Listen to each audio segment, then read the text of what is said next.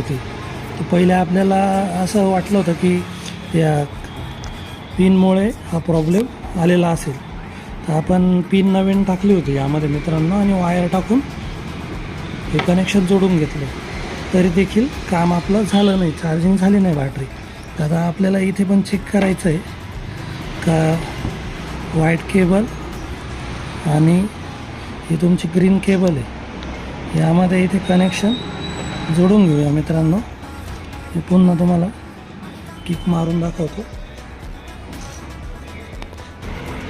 तर आता आपण इथे हे सगळं कनेक्शन जोडून घेतलेलं आहे मित्रांनो. ग्रीन वायरला एक टेस्टरचं कनेक्शन जोडलं आहे आणि एक व्हाईटवर जोडलेलं आहे. ठीक आहे. आता व्यवस्थित बघून घ्या मित्रांनो कशा पद्धतीने चेक करायचं आहे ते.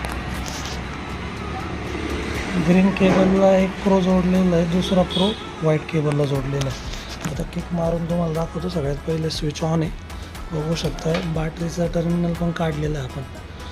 इथे बघूया लाईट जर लागत असेल ते बघू शकता. यात लाईट लागतोय म्हणजे याचा अर्थ इथपर्यंत कनेक्शन तुमचं परफेक्ट येतं आहे.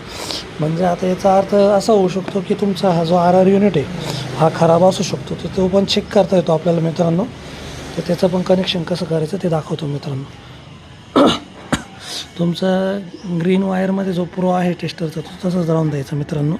त्याच्यानंतर टेस्टर काढून तुम्हाला हा जी रेडवर व्हाईट वायर आहे जिथे मी येल्लो वायर टाकलेली त्यामध्ये टेस्टर लावायचं मित्रांनो. आता जर हे टेस्टर लागलं तर तुमचं समजायचं RR युनिट हे ओके. ठीक आहे.